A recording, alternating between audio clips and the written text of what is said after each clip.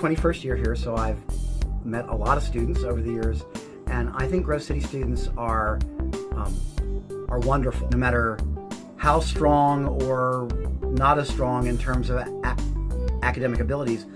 I've always found them to be very inquisitive, very interested in their studies, even if the study is like I'm teaching HUMA and that's not their field. They're still interested. I also think that our students here have an incredibly positive attitude, and that shows up in the way they treat other people.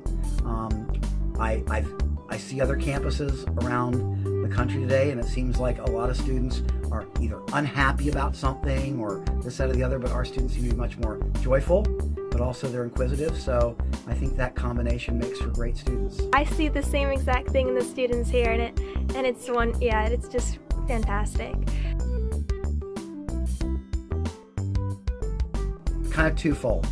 The first is I tend to be long-winded, and so it's always hard when I get the syllabus together and I say, here's what I'm going to do for the term, and trying to get it all in, because I end up wanting to extend this topic. And the minute I extend this topic, how do I get in the other topic? So that's the one thing.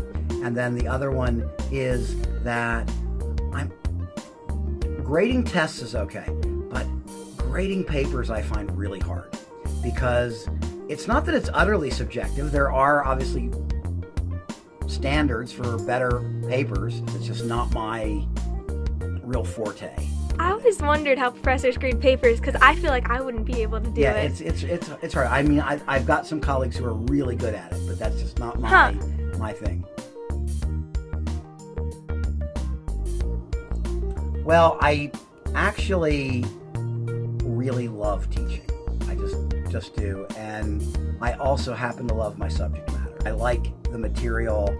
I like studying the material. I like thinking about the material. I like taking my study and my thinking and trying to figure out how I would transmit that material to others, because I actually think the material I teach is important material too. So how to transmit that is kind of what really inspires me. My favorite part of my job is to actually teach it.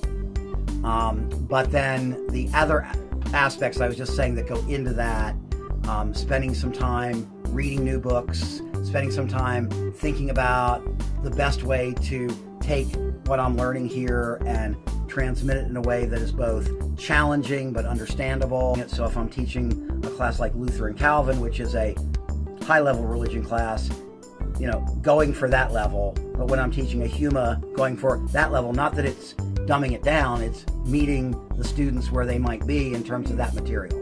But the actual teaching part of it is my favorite part.